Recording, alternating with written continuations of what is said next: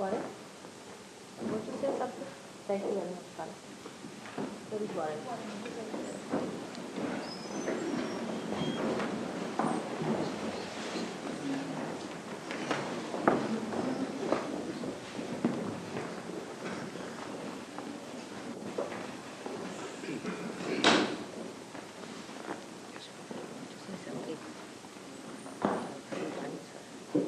Bala has already given a nice introduction. They need not. He doesn't really. He's given a very nice introduction. I'll give a couple of minutes about how it's spreading throughout the world. Something like that. He hasn't really. No, just general. Spontaneity and all that. He has, yes.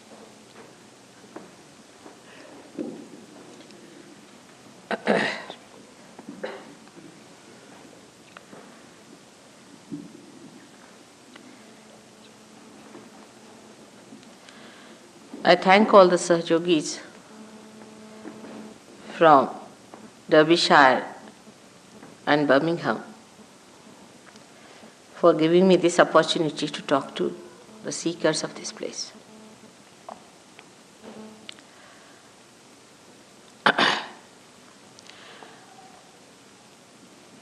We have seekers in the modern times.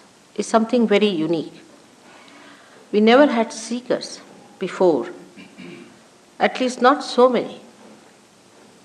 There used to be people who would seek money, as there are many who are seeking these days, who would seek countries after countries, the power. There were many who were seeking these few pearls of bliss of God, very few.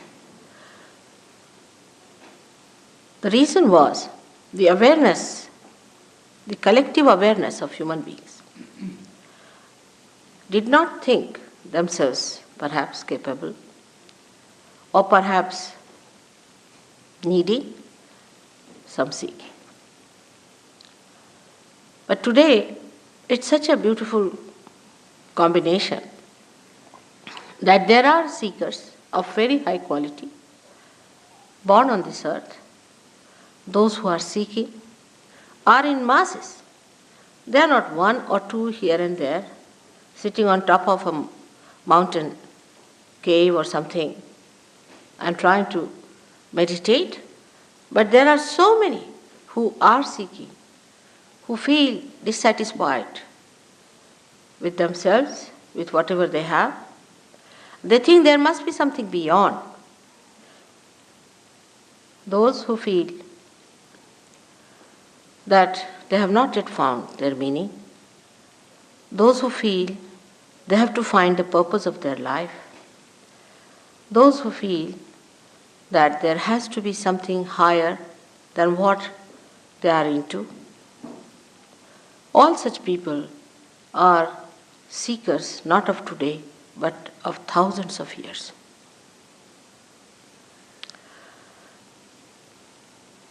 At the time of Christ, there were none, I should say, because even the ones Christ took as his disciples, they were actually forced into it, and he had to go and seek them and find them out and tell them about it. So we have to say that these are very important times in the history of creation where there are so many seekers.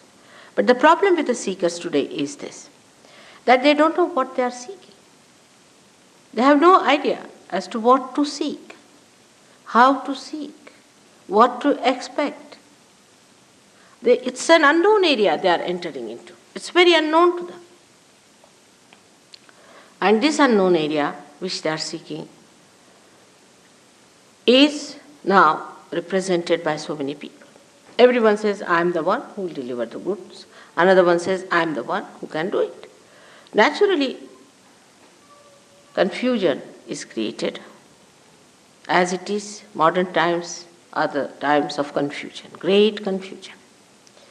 And when such a confusion comes in, then only we find out a great solution also, a permanent solution to solve the problem once for all. There has been never such confusion in the minds of human beings as it is today, as to the right or wrong. Never so much. Whatever was said, this was not good, they would do, knowingly that they are doing wrong. If they were good people, they would say, all right, this is good, we'll do the good. But everybody knew that this was wrong or right. They may do it. But today, no one knows what is wrong and what is right. Apart from wrong and right, it's much beyond that. You have to know yourself. Because this awareness is within us that we do not know ourselves. We do not know the absolute. We live in a relative world. Of this, everybody seems to be conscious, maybe in the subconscious or maybe in the unconscious. But definitely there's a feeling in every one of us that we do not know. And it's a very honest feeling. It's a very sublime feeling that we have to know something more. Now when we say the word know, we think as if I would say, I don't know about Derbyshire, I have never been there. Now this means what? I don't know about Derbyshire. I mean, what don't I know about Derbyshire? I can read it in the books. I can find out. I can know all the history of Derbyshire. I can find out who are the people who were making beautiful porcelain here. I can find out all about their history. Everything I can read about it. Still, why should I say I don't know anything about Derbyshire?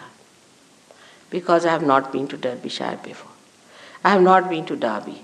I have not been to this area. I have not seen this place. I have not visited it. I have had no experience of this place, so I don't know about it. This is exactly what is the situation.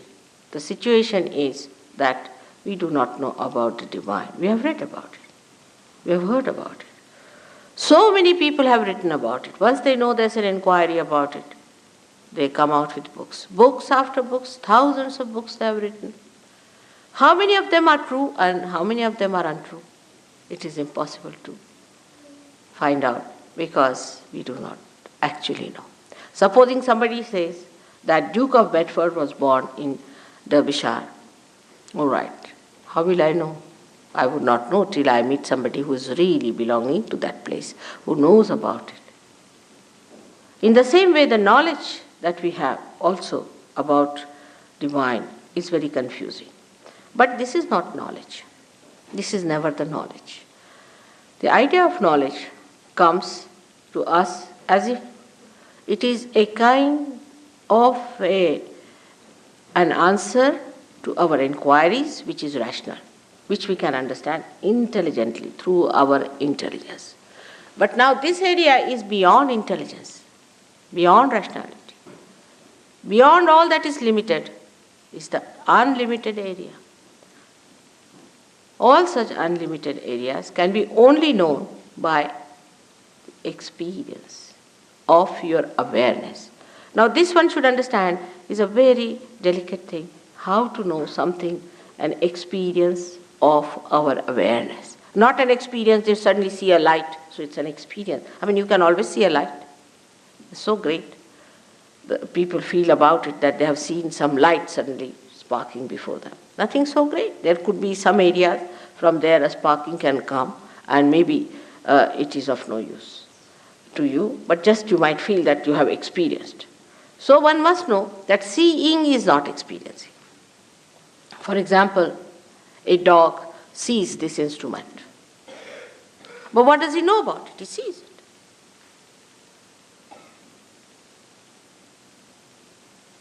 Awareness, the human awareness, has so many great things about itself compared to the animal awareness. For example, we can say the awareness of beauty, animals don't have. Awareness of cleanliness, animals don't have. Human beings have these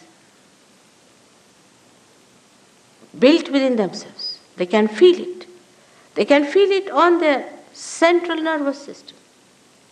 So whatever is your awareness is to be felt on your central nervous system. It's not just an imaginary thing or a intellectual discussion. Ah, yes, I know, I know. Not that way. The knowledge should come to you through your feelings. Like, I can feel this is hot or cold. But a stone will not feel anything. In the same way, the feeling has to come through your central nervous system. That means your awareness itself has to be charged. It has to get a new dimension. Your awareness itself has to get a new dimension. All other experiences has no meaning whatsoever in evolution, if you see. In evolutionary process, it is the awareness that improves, receives better and better dimensions. And these dimensions have reached its maximum at the time when you become a human being, where your awareness is just ready to receive the awareness of the universal being, of the collective being, so that you become the collective being. Now, I would like to tell you about this within ourselves, how we are placed. For every practical purposes, you should not take me for granted. But you should not also deny what I tell you. It's like entering into a new university. We listen to the professor and we try to follow him. Supposing he propounds a hypothesis before you, then you just start judging it. Work it out. If it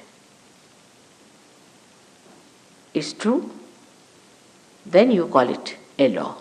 In the same way, we should enter into this new understanding by first seeing it, not denying it. Then if it is true, then we have to believe it. There should be no blind faith about Sahajyoga. Blind faith does not help at all. Neither there should be a denial. And with that cheerful attitude, if you just listen to me as a hypothesis, whatever I am telling you, you need not accept it as truth just now. But then the time has come for me to prove the truth to you. And the truth can be proved to you. Time has come to prove the existence of God. To prove. Not prove that I give you a big lecture or take you to courts or some sort of a thing like that. But how am I going to prove it? On your awareness. It is going to be absolute experience of your awareness that you are going to feel God Almighty. Time has come to prove the scriptures, all the scriptures. The time has come to prove your own connection with God, your own relationship with Him, your own relationship with that primordial being, whether you call it God or anything, it makes no difference to God Himself. Whether you call Him by any name, there is God. And that God is not the way you conceive God. It's not the way you understand God or you know God, but is the God as He is. Unless and until you yourself feel Him, you are not going to believe in Him. Even if you believe under certain circumstances, it's a belief that is blind. It has no meaning for any intelligent person, and a day will come that such a person is going to denounce that kind of a blind faith. So now within ourselves, as I said, is a built-in system which has come to us through our ascent in our awareness at different stages, which is like a history written within ourselves, how we become human beings. Into different stages we were divided. First of all, the stage of the carbon, where we became alive. The dead became the life. That is placed at that point. It is below that great power within us, which lies in the triangular bone, which we call as Kundalini. This power is the power also described in the Bible as the tree of life. I'll appear before you like tongues of flames. But Bible being a very microscopic thing, it cannot be explained, the symbolicism of that. unless and until you get your new awareness or the vibratory awareness, it cannot be explained. Now, this power is the power of desire, of the ultimate desire, the only desire, the real desire that we have within ourselves. All other desires become useless. See, in the affluent countries now, people have achieved affluence, they are rich, well-to-do, but they are not happy. People who are extremely affluent, like in Sweden and in Switzerland, they are competing among themselves. How many youths are going to commit suicide? Recently I learned that Swiss people are better off. Many more Swiss people are committing suicide than the people who were young people in Sweden. This is the state where we should realize that affluence, if it was our desire, is not the real desire. Because when we got the affluence, we should have been very happy and joyous people, but we are not. And the basics of economics is that wants in particular may be satiable, but in general they are never satiable, means matter cannot satisfy your wants. So what is the want? What is the seeking one has is hidden in this power, and that is the seeking to become one with God, the yoga, the union with God, what we call the baptism. In the Quran, it's called as the Peer. You have to become the Peer, the twice born. It is described in various languages, but the same thing that they have described is the same in every scripture. If you try to follow what it means, you'll be amazed that they all said the same things. Now somebody might say there might be some other methods, mother. It can be something else that can work it out. There's no other method, because this has been worked out for thousands and thousands of years within yourself since you became carbon, and is all arranged within you by nature. Like somebody can say that a seed has to sprout by some other method. There is no other method for a seed. The seed has got a primule, and the primule has to be awakened, is the only way it works out. In the same way, it is going to work out in all of you. This power is to be shaken within you. It is to be awakened within you. If it is awakened within you, it rises. But what is this power? This power is to become one with the Spirit. So this power knows that it has to become one with the divine.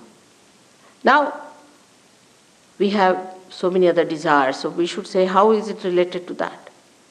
It's like this, that we have to say, come to the Vishal and meet you all people. Now we come all the way, we come up to Guildhall, come up here, and don't meet you. Then all my coming, all my traveling is useless because I have not met you.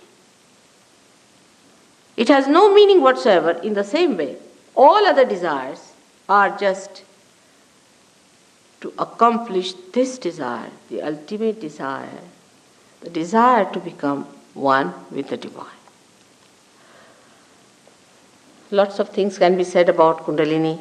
I must have spoken hundreds of times about Kundalini. And to know more about it, you will have to get to Sahajyoga and know more about it. But just now, I have told you in brief what is this Kundalini and how it is placed there. Now, above that is the second, actually the second one we treat as the third one, it looks here, is the power of, I was saying up here, this is the center of our seeking. This center is called as the Nabhi Chakra, which gives us our seeking. When we are in the state of animal, then we seek food through our stomach. And you will be amazed then when we become human beings, also we seek our money through our stomach. We may get little diverted here and there. But ultimately we even seek our God through our stomach. Surrounding this stomach is the area where one has to cross. And this area is actually the area of the masters. All the primordial masters were born in this area, like Moses, Socrates. There are main basic 10 primordial beings who came on this earth, who came to give us an idea as to our seeking, what we have to do. Basically, they came here to teach us how to balance ourselves, how to balance so we can ascend. Now, all these great prophets or primordial beings, we should say they were the ones who were the masters, they came to inform us that if you cross too much onto the left side or too much on the right side, then you will be falling in your sustenance, in your quality as a human being. As a human being, you have to have a sustenance. And this is the center that gradually unfolds the sustenance from animal to higher animals and to human stage, where a person starts realizing that these sustenances exist within us. That's how all our laws have come. The 10 commandments of the Bible are the 10 sustenances that are within us. These are the 10 gurus who came on this earth to save human beings from getting out of the middle path, going more to the left and more to the right. Now the left side, as you see here, is the side which is the emotional side within us, is also the power of desire, is the emotional side which gives us our subconscious, and beyond that is our collective subconscious. On the right hand side, we have another power of action, that our desire we try to put in the action, and this power of action gives us our future and sustains our physical and mental activities. As a result of that, we develop an institution in our head called ego. Everyone has it. There's nothing to be frightened of. When we do something, we feel we have done it. And that is a myth, but still, we carry on with the myth because we have not yet seen the reality. The another one is the left side power within us, by which we receive the aggression of others, by which we have our past, gives us an institution as a byproduct of our activity, emotional activity, an institution like a balloon you will see there called as superego. These two things meet in the head just like this. As you grow and a calcification takes place on top of your head near the fontanelle bone area, and this soft area which is pulsating in childhood becomes completely covered. Thus you developed your ideas. You become Mr. X, Y, Z and all that. You develop your own freedom. This is the freedom that you have achieved to be Mr. X, Mr. Y, Mr. Z. After achieving this, you start using the second center, which is the center of your creativity, the center of your action. Animals do not have any ego. Of course, if they live with human beings, they may develop. But otherwise, they have no ego at all. And if you do something wrong, you feel hurt, you feel guilty. Animals never feel guilty. Because it is in their nature to kill another animal, it is in their nature to eat, so they never feel guilty. It's only human beings who say, oh, I should not have said this, I should have not done this. This is only human quality that we feel guilty. It is only human quality that we aggress others. So the second center comes into play, by which you think. And you think about the future, you plan. Your physical, I think it's too much now. Can you stop it? Can't just bear it.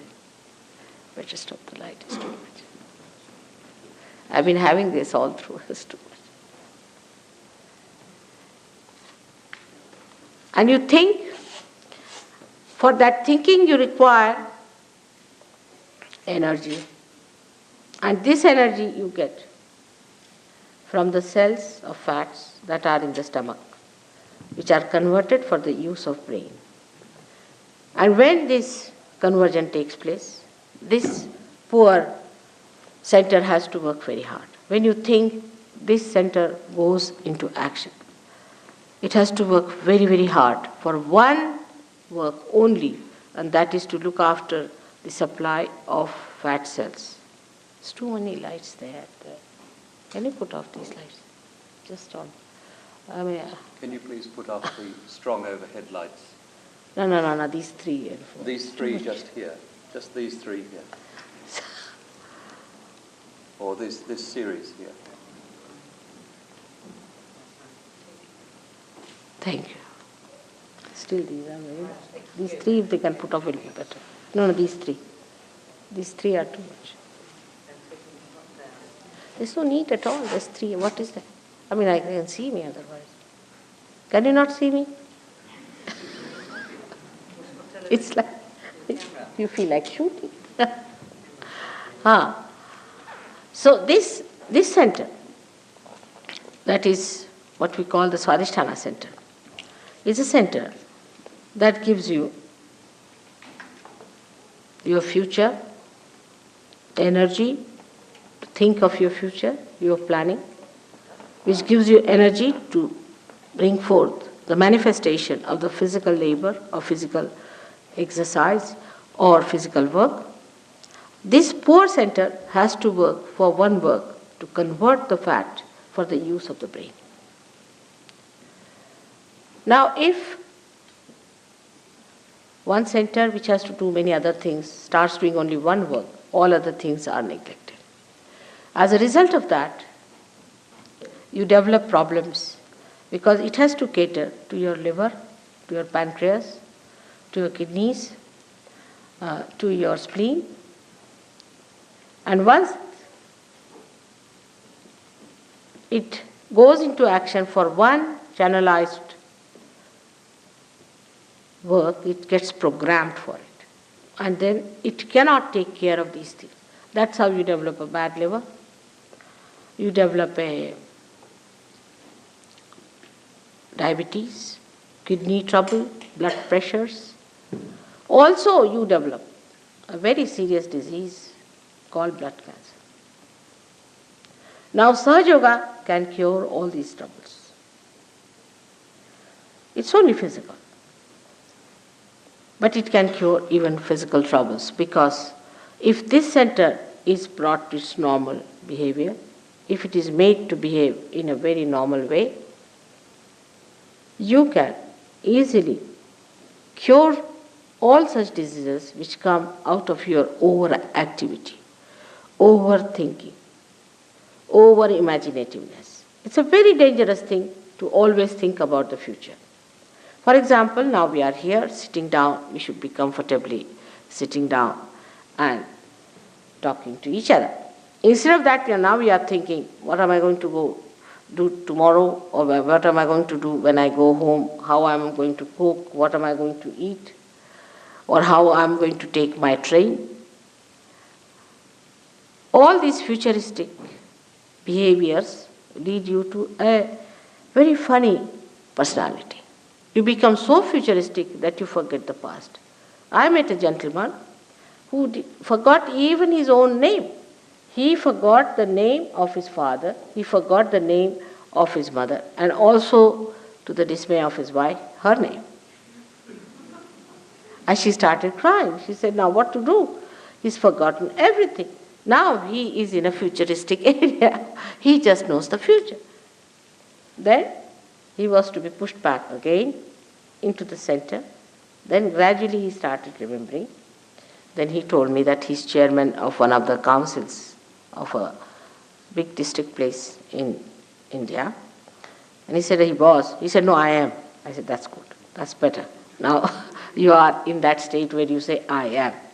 So this is what happens. And this is what's going to happen to our societies here, which is very futuristic. So to cut it down, one can try anything. You may try anything. For example, you may show pictures of the past and things like that, but that is not going to bring back the horse. It's running very fast. The only thing that can work it out is the awakening of the Kundalini. When the Kundalini awakens itself, she makes the center enlighten, and the center itself resumes its normal shape, its normal behavior, and its normal condition. Apart from that, it has got a dynamic power or manifestation that this center which looks after our attention becomes enlightened, and our attention becomes enlightened, and the attention which is enlightened becomes dynamic. In the sense now, sitting down here, you can pay attention to anyone. Just pay attention. You don't have to do anything. Just pay attention to that person, and you can find out on your fingertips what's the matter with the person. Thousands of miles he may be. When Nixon was having trouble, suddenly, I don't know, I said, find out about Nixon, how is he? And they said, he's in a terrible mess. Christ has said, your hands will speak. That's the time has come. These hands, which look so simple, but they are so intricate and so intricately built that the nerve endings are so microscopic that we cannot understand how much they can tell us, how far they can go. When the awakening takes place, you start feeling the vibrations around you, the all-pervading power which you have never felt before, through these fingertips which we neglect, we misuse them, we use them for wrong things. These fingertips themselves get enlightened, and you start feeling them. That's what I said, that you have to get your awareness which is enlightened. It's the awareness which has to manifest. And that's how you start feeling them on your fingers. It's wrong here, it's wrong there. You can see where is the problem. Now all these are related to your centers. These are 5, 6 and 7. 7 on the left and 7 on the right. So this is about your emotional side, and this is about your right. About your physical and your rational, or you can say mental side. So you can make out a person how he is by just knowing whether you are getting heat from that person, whether you are getting burning from that person, whether they are getting numb, whether they are becoming heavy. And a rapport is established with the all-pervading power which informs you, get the messages. And the messages are so correct that even if you have 10 children who are realized souls, there are many children these days are born as realized souls. We don't understand children these days, but these days they are great children, and they are born today because the time has come. This is the time of judgment time. This is the time of resurrection. This is the time about which people have described in all the scriptures. So great people are taking birth. And these children, if you tie them up and their eyes and ask them about a person who is sitting facing them, what's the problem with this person? They will all raise the same finger. All of them will raise the same finger, even if their eyes are tied. Even if their backs are towards the person, they can just push back their hands and say. They are so good, children are so good. You see, when they put their fingers in the mouth, we sometimes think, I don't know, Freud, who might call a very half-baked person, he didn't know much about God and life and nothing at all. He was very little bit he knew. He says that this has something to God, sex. He was nothing but a sex point, and he wants everybody to be a sex point, not a human being. So this fellow, whatever he may say, but the truth is that it is nothing to do with sex. It is that they feel the heat on their fingers. They actually feel it. And that's how they put it in the mouth. The little children I've seen. We have one here who has come from England, from London. There's another one who is from here somewhere. And all of these, if you ask them, they will immediately tell, where is the catch? Which chakra is catching? Now, children, you cannot be fooled. They all tell you the same thing, that this is what is happening. So your awareness is enlightened, and your hands, which have got the sympathetic endings here, tell you. We can say that now, in our central nervous system, we can feel about others and about ourselves. Now, supposing you are sitting here and I ask you, what's the problem with you? You would say, I don't know what's the problem with me is. I don't know. But I may be able to tell you what's the problem is. If you go and see the doctor, he'll say, yes, that's the problem. How do you know? You don't have to go to any examination, for all pathological examination where all your teeth are taken out, eyes are taken out, and by the time you end up, they tell you, you are the healthiest man. You don't have to go to all these horrible things. You don't have to waste any money and try all these frustrating things. Just putting your hands, you will know about yourself. And the people who are Sahajyogis will tell you that this is what is wrong with you and this is how you cure. Now the time has come. This is such a fantastic time. With Sahajyoga, we have cured so many for cancer patients, so many blood cancer patients. Recently a girl who is a Sahajyogini in New York has cured a blood cancer patient. This boy was about to die. They had declared that he's going to die. That's declaration they had given about for about 15 days. They said he may live and then he's going to die. I mean, that's the only thing they could do. With all the things poor fellow had gone through, the boy had come from India, all the money was spent, and this was the certificate he got that he's going to die within 15 days. Now, somehow these people contacted me, and I told them to contact a Sahajyogini in New York. And they told that such and such boy is there. His name is Rahul. He is hardly about 16 years of age. He had blood cancer. The boy not only got cured, he came down to London to see me, and is back in his home. It sounds very fantastic that how can a person who is not a doctor, who has nothing to do with medicine, can cure. Beyond all these medicines, beyond all these things, is the subtle power, the divine power from where everything has come. If you somehow or other become the owner of that, or the person who knows how to handle it, you can cure anyone you want. It's not that I'm curing these days, my disciples are curing. I don't know how many people this Dr. Warren, who was a doctor, has cured through Sahajyoga, which is not a medical science. How many patients he himself has cured, he won't be able to count them. So the whole system is going to change. Now you are going to become the master of yourself, of your powers. And all these powers are going to be released from you. Now when we say that there were gurus who could cure, there were gurus who could stop a growth of a horrible disease and things like that, we think it's not possible. We think it is an impossible thing. How can it be? How can we believe it? It's a cock and bull story. But you yourself, when you see manifesting it, you will be amazed. Once I was traveling by a ship, and the captain of the ship, I gave him realization. And it so happened that one of the ship's staff got into the freezer, and he got choked up and he got pneumonia. Of course, I was in a position, I was traveling because my husband was the chairman of that company. So he would not ask me to go down. He thought it was too much to ask me.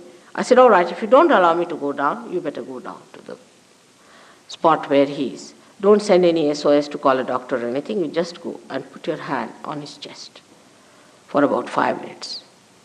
His pneumonia got cured completely. And this Captain Kuto could not believe it. He said, how could it be? I said, it is. That has happened to you. Now you have become that. Accept it. You must assume that power what has been given to you. As in Sanskrit language we say viraj. Assume it. You see, even if you have given a throne, if you don't know how to assume the power of the throne, to believe into it, then like a beggar boy, if you put him on the throne, he still sees people coming down, he puts his hand before, give me 5 rupees, give me 5 rupees. Unless and until you assume these powers, you are still uncertain, but you have got them. And this is the point which is very difficult with the Western mind, especially because they cannot believe that they can have these powers. They just can't believe it. You tell them, but they said, how can that be? But it is so. Now, for example, this instrument, if you take it to a village and tell them that this will carry your voices around, or if you take say, a television set and tell them that you can see all kinds of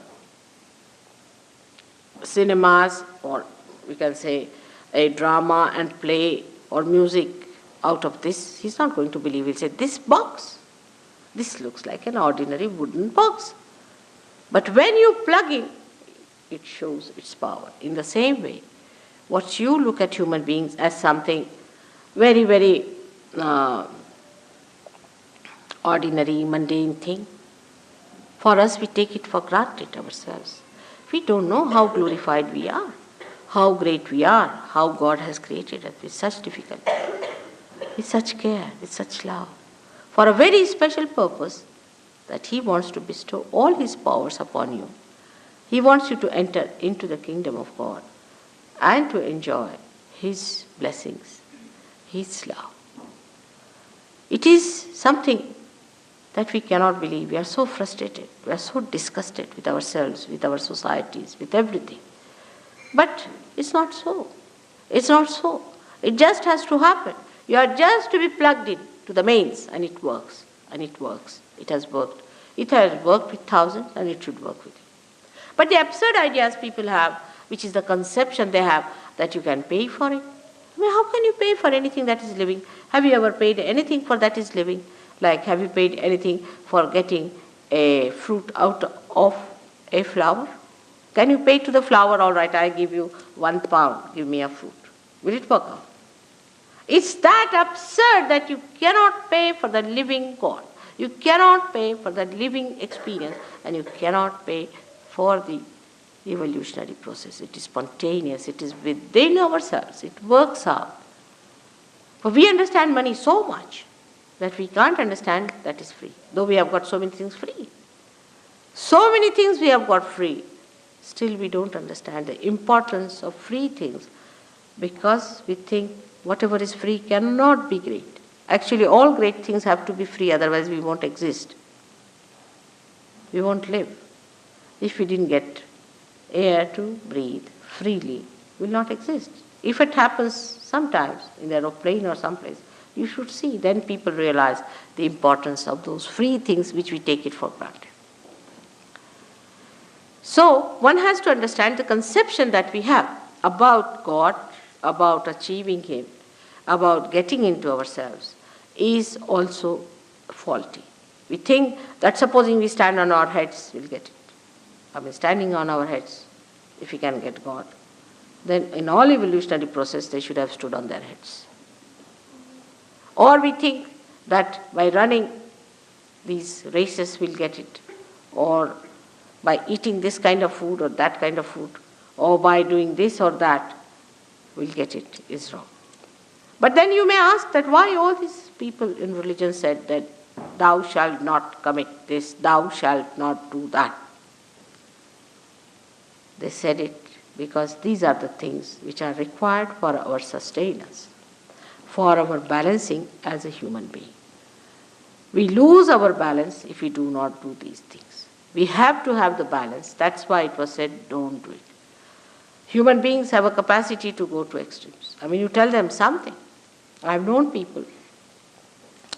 You just tell them that to cure this particular center, you have to do this asana, or you have to do this kind of a thing. They will do it 100 times, 1,000 times in one day. I mean, I never asked them, I said, just once in a while you do it, or once a week. They'll do it 100 times. We go to extremes. And that's why, to strike the balance, these people told us, don't do this, don't do that, don't do that. But then in our ego we say, why not? What's wrong? All right, go ahead. When do you tell the children, don't smoke? Why not? All my friends are smoking, I'll smoke. All right, go ahead. Smoke, get cancer, then you'll have a hole here, breathe through that. After some time this will go away, the nose will go away, and you will be moving like a machine looking at everywhere. You can't talk, you cannot live like a normal person. Then one realizes that, oh God, I wish I had not smoked. But in Sahajyoga we don't say don't smoke, because half of the people will buck off. We never say don't drink, never say anything don't. We say, all right, you are doing it, it's all right. Let this happen. As soon as this happens, you just give up yourself. Because when you have found the highest, then you don't care for all these small things. All your habits drop out. Automatically, I don't have to force you for that. You have everything within you, that power, like you get lifted up. Like a lotus that rises out of the mire, by its own force you come up, and your fragrance fills that mire. And you are amazed at yourself. First you are identified with that mire and you think that this is what it is. It is not so. When it comes up, that lotus, it spreads its beautiful petals, and the fragrance gives it that personality. It spreads all over, and that's what is going to happen to you. All of you are going to be that lotus, which looks hidden, which is absolutely invisible within you, which is going to open out, and the fragrance of your divinity is going to spread. Now, today I cannot cover all the centers, because if I start covering all the centers, it will be a very lengthy thing. I have covered 3 centers, as you have seen, the Muladhara chakra, the Swadhisthana, and the Nabhi chakra, and others I'll cover later on tomorrow. But I must talk about the spirit, about which we are talking for ages now, that we have to become the spirit. Now, English language, as you know, spirit can be anything.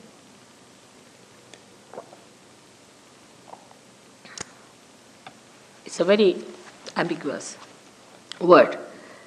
Even to alcohols we call it spirits, even to the dead souls we call them spirits, and even to the spirit, that is BR, the pure being, which is called as Atma in Sanskrit language, we call the word spirit. Here I am talking about that spirit, which is the pure being within you, which is a detached being within you, which is the witness within you, which sees you all the time, which watches you, which resides within you as joy and happiness in the heart.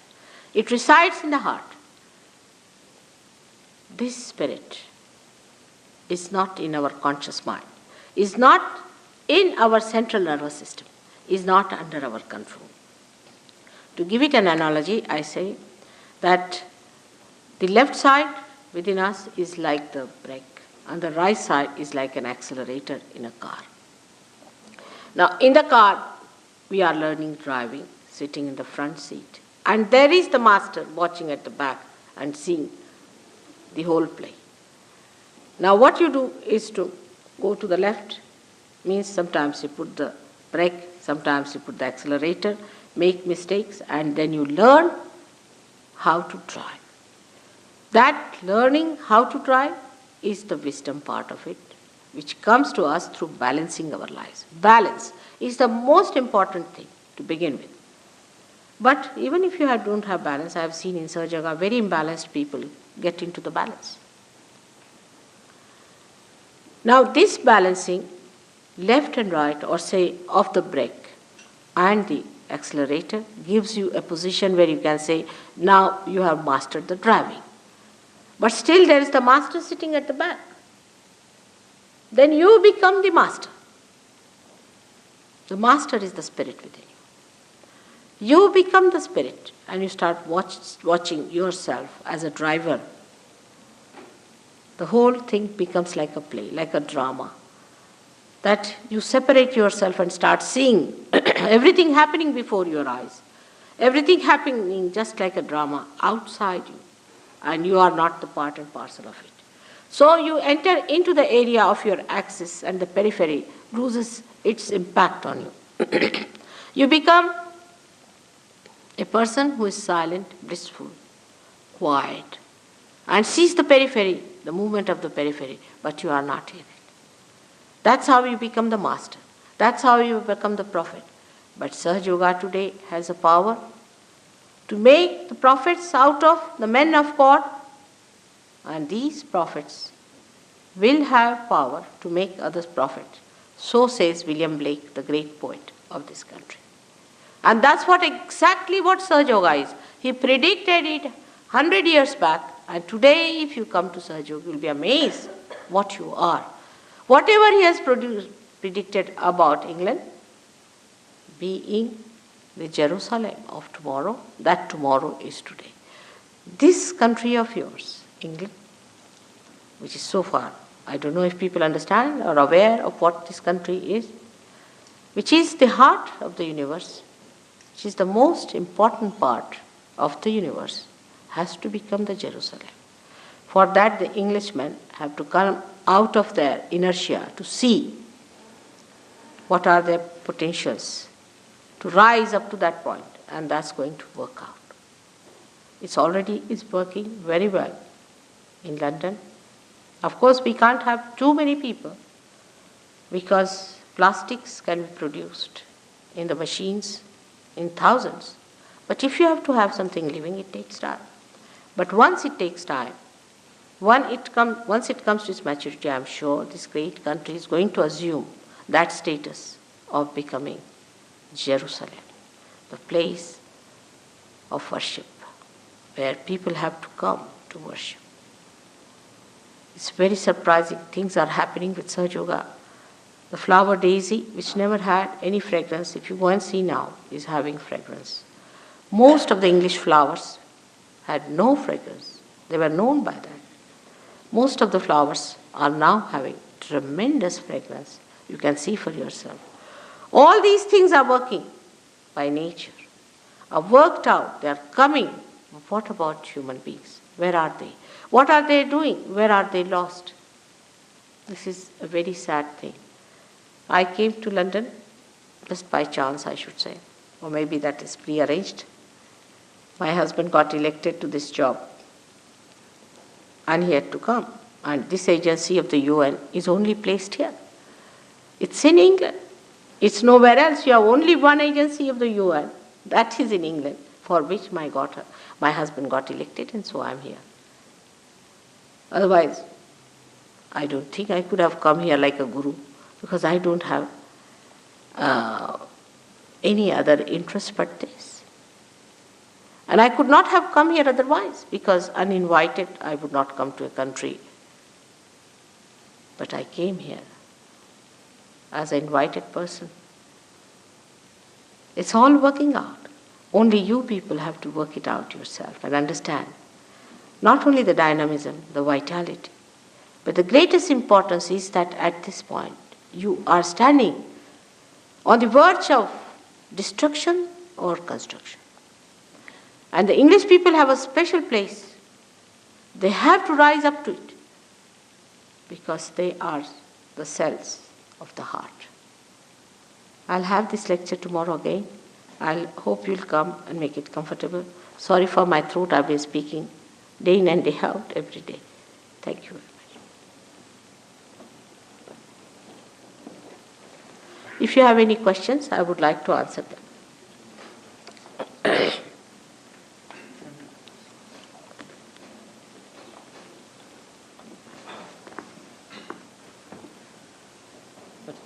If you wanted to use that, it's available for you. Well, thank you. What am I using?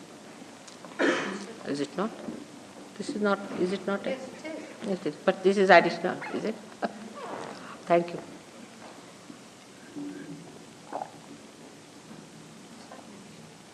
Just just use the roving mic if you would. It's all right. It's too much. Too much. Can I have answers, questions from you, and then I'll answer.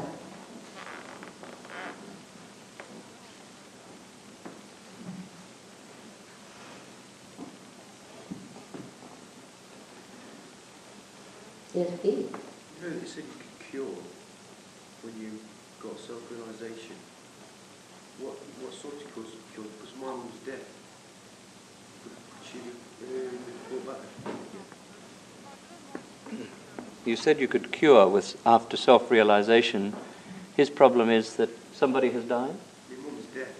His mother is dead. He wants to know if you can... Where? Oh, deaf. Death. I beg your pardon. Deaf. My apologies. Can you fix that hearing problem?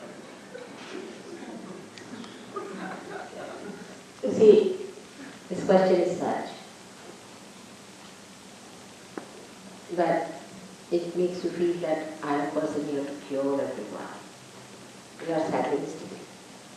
It's a byproduct of awakening of the Kundalini, you get cured. I am sorry for that you have misunderstanding that I am here to cure all the people. I should settle down in a hospital. The main thing is Kundalini has to be awakened to get you cured. Alright? If your mother was here, we could work it out. But the main thing you must understand that God has a lot of common sense, as we have.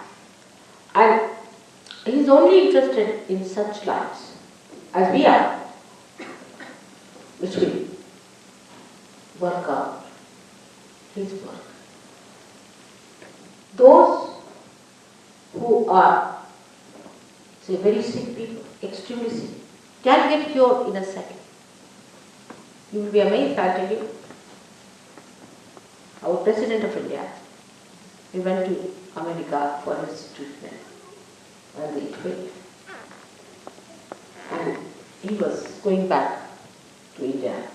And I went to see him as Mrs. So-and-so. But the High Commissioner told him that I'm so-and-so, and he had heard my name in India. His wife said, why don't you cure my husband? And he was just on his last. They had prepared everything for his last rites in India. I just put my hand on his back for 10 minutes. You won't believe. He had not slept for days together with pain. He said, my pain is relieved, go to sleep. And he got up, he was perfectly alright. He walked on, people had brought stretchers and things, he just walked on, they couldn't believe that. But this has happened because he is going to be used for the work of God. In our house, if you have lights, which are never going to give light, we don't bother about them. We sell them in the jar. In the same way, the divine doesn't cure people, all of them. It does, many, thousands. But some of the people who are very sick, it says, all right, you go through the second cycle, all right, come back purified, rested, and then it goes on. So not necessarily that everybody will be cured, not necessarily. But so many have got cured. And it has been. But that's not our main job is to give cures to people. No, it is to give realization to people. And as a byproduct, as you said, of course, if she gets realization, her deafness will. Many people have cured their deafness. Not only deafness, but even bald-headed people have got hair. He had no hair on his head when he came to me. But I don't say that after realization and before realization is so tremendous that it's better to take photographs before realization and see yourself come sometimes after realization. People, see, they have got their photographs before realization, they have thrown them away. It is different. But the main thing is not curing, is the self-realization. That's the thing. And age has no problem. Yesterday, I think in Birmingham, we gave realization to somebody who was a very, very, very, very old man. So age has no consideration, health has no consideration, nothing of the kind. Everyone can get it and should try to get it. Alright? So if you can get her, we'll work it out. But I don't promise it. Alright? May God bless you. Of course, self-realization I promise. That I promise. If you have patience with yourself as I have with you, you have to have patience. Any other question, please? Yes.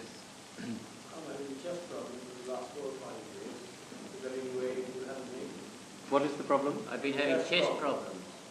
He's had chest problems for the last 4 or 5 years. Is there any way in which you can help him? Of course, that can be helped. Yes. Chest problem like breathing trouble or what? Breathing trouble.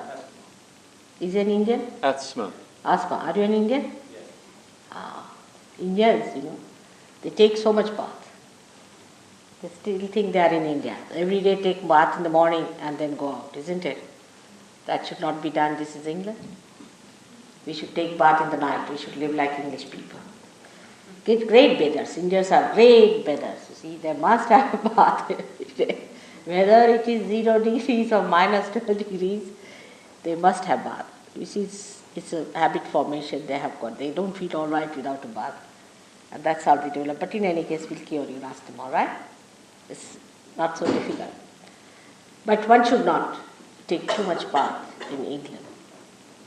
I would suggest that if you want to take bath, take it in the night, as the English people do. It's a very treacherous climate. And if you take your bath and get out of your bath, you are definite to catch these troubles in the chest. Not only that, but arthritis and all these things come out of this. This is very indiscriminate in this country. The climate is such, you have to be careful. I mean, one should not postpone bathing forever. Because you see, when I say something, I must give the other extreme also. But we are great bathers, no doubt. You see, personal cleanliness is too much with Indians, too much. But general cleanliness, or you can say the collective cleanliness, is more here, you see. Like mowing the lawn and looking after the cleanliness of the roads and all, much better. I mean, we have to combine these things, is important. That can work out, all right? Asthma is not such a problem. What else? In what way does it work out? We have a center within us, which is the center of Sri Rama. On the right hand side, we call it the right heart. And if we can cure that center of yours, we'll be all right. All right? Yes. We'll work it out. We'll tell you how to do it. How many thousands of years does the yoga date back from? And approximately, in Indian culture, and approximately how many thousands of years? How many thousands of years does the yoga date back from, she said? Which yoga you mean? Yoga has been there, the spontaneous yoga has been there throughout. You see, what is spontaneous is living. And the living process has been there throughout. So, we cannot say when it started. We can say when it got separated. When God and His power separated, and God started watching the whole thing as a witness, the God Almighty, and His power started working it out. It created all the universes. It created our universe, out of which it created now human beings. And now it has to become one. Again, that creation has to know its creator. 1, 2, 3, 4. There have been always few people getting this connection. But today is the time for a mass evolution. So, for a growth of life, you cannot give any time. You can't say when it started, how many years back. It has been on. But today is the blossom time, when many have to get the blessings of yoga. All right? You mentioned the awakening of Kundalini about that system, settled. For the ordinary lay person, it is very difficult that how it can be awakened. What is it? You spoke about Kundalini. For the ordinary person, it's very difficult to awaken. Who's told you that? It's not so. You see, it is these abnormal people, when they talk about Kundalini, they call it abnormal because they don't know how to do it. It's the easiest thing to do.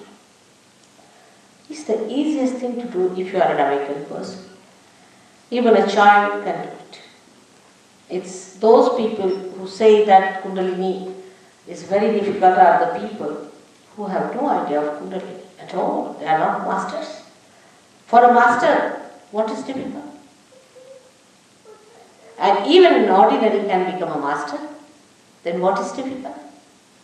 These are not masters. These are people absolutely naive, money makers, useless people. They write books without knowing anything about Kundalini. They are the misguiding people. It's the easiest thing to do. Just under your hand it will move, you will see it moving up, and you will see it pulsating on the head. It's not at all difficult. I told you it's the most vital thing that has to happen. And all that is vital has to be free and easy, Sahaja. Why? In India we had Nanaka who said, Sahaja Samadhi Lago. Sahaja Samadhi Lago. Nobody said it is difficult. Kabira never said it. He said, Pacho, Pachiso, Pakada, Bulau, Ek hi dora bandhau. I'll get 25 people together and put them onto one thread. Those who had the authority always talk like that. Nobody said it is difficult. It's only these people who do not know the job, who have no authority, talk like that. Don't believe that. It's the easiest thing to do. You will see yourself. But supposing it is easiest, then why should we deny? Supposing I have got the diamond for free, won't you see it? Won't you have it? Or are we going to feel, oh, it's very difficult, how can I do it? When I am saying it is easy, you don't have to pay for it. Alright? But how do you think that What's it? without the purification of the body and without the purification of the mind, it can work, you know? No, that's correct. Sit down. Sit down. Alright, please sit down. I'll tell you. That's the method people try. It doesn't work out that. Say your car is something wrong with your car. Alright? Now, can you clean it from out sitting inside it? Can you put it right? You have to get out of it. So the first the Kundalini rising has to be done. You see, people have confused it. Even in Hatha Yoga, where there are Ashtangas. First thing is Ishvara Pranidhana, first establishment of God. First you are to be connected with God. Even in Christianity you have to be baptized first. Of course it's an artificial one, forget it, but you have to be baptized. Even as a Hindu you have to be Christian in a way, what you call a Yajnapadita is done at the age of 8 years. That's what realization is. Or Muhammad Sahib and all these people use Sunta, that's the same thing. So the first thing is to get your realization in. It doesn't mean that you become a master. But awakening of the Kundalini, and then with the growth of the Kundalini you become a master. This was the real process, but they have put it upside down. How can you cleanse yourself? Unless and until you get out of it. Supposing my sari is spoiled, I have to take out my sari and clean it, isn't it? And that's why it is difficult. That is it. It's a confusion they have created. And don't believe in all these stories. If you try to suppress your ego, it will sit on your head. Never it will run out. If you try to suppress your superego, it will never help. But here automatically it happens, and how it happens I'll tell you tomorrow. By awakening these deities within yourself, these things are sucked in. Kundalini awakens and does. Last of all, if you want me to confess, there's something special about me that I can do it. Must be something.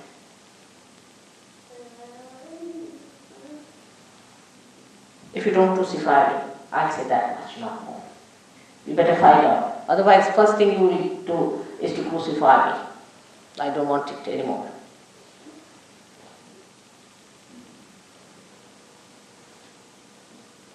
All right? Thank you. May God bless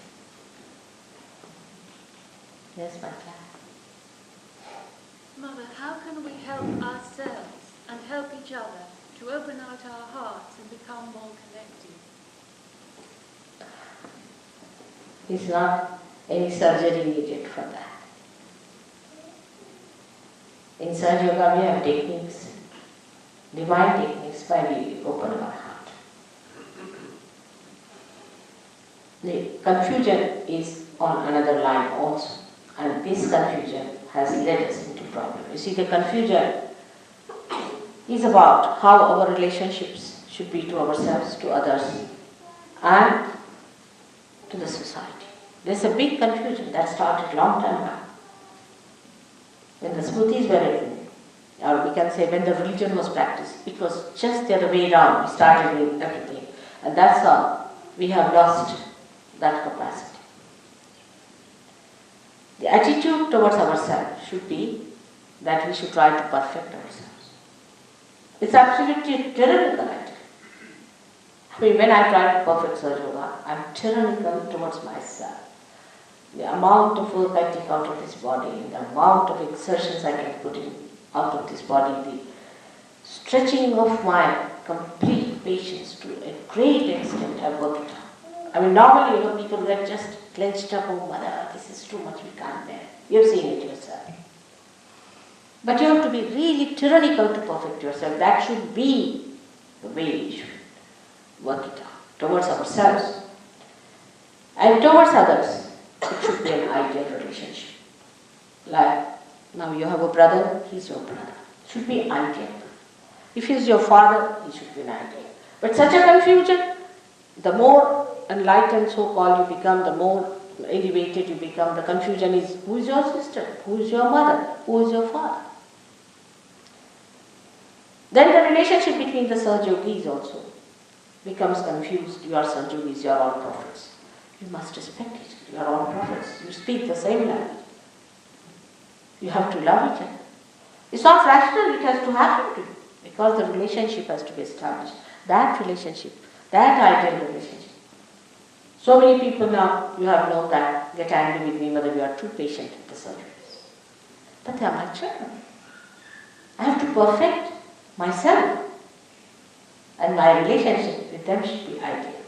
I have to go to a great extent for giving them so that they come. So relationship with others should be ideal. Are you an ideal father? Are you an ideal mother?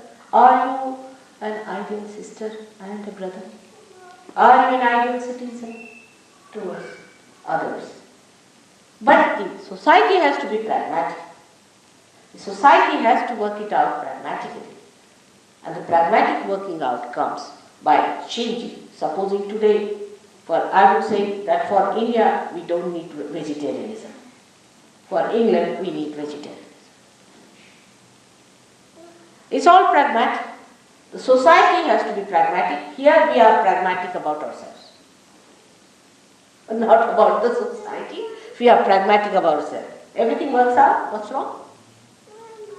A woman who has children will run away with another man. What's wrong? Or a woman who has children can sell the country for the sake of her children. What's wrong?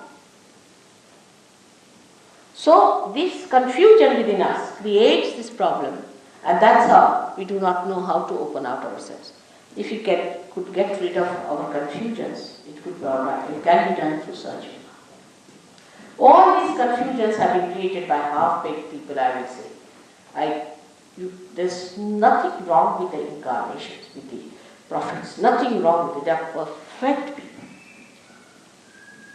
What is wrong with us? Our attitude. And if we can discriminately use our attitude towards ourselves, towards others, and towards the society, everything will work. It's going to be good. Because of this confusion, our heart is closed. We are frightened of others. What is there to be frightened? Relationship is ideal. What can they do? Your relationship, as far as they are concerned, your relationship, your heart is ideal. Whatever they do is not the point. Whatever I do for them has to be ideal. I have to go on loving them. I have to go on admiring them, encouraging them, sustaining them, and giving them what I have to go as my relationship has to. Say, for example, a source of water that is under the Mother Earth. Does it think what kind of a tree it is, what sort of things it is doing? It just gives its source, its water, in the same way. Because you are the source. So the relationship has to be ideal. These confusions have worked out, and rationally we have accepted all these confusions. And this has led us into this kind of a trap that our hearts are closed.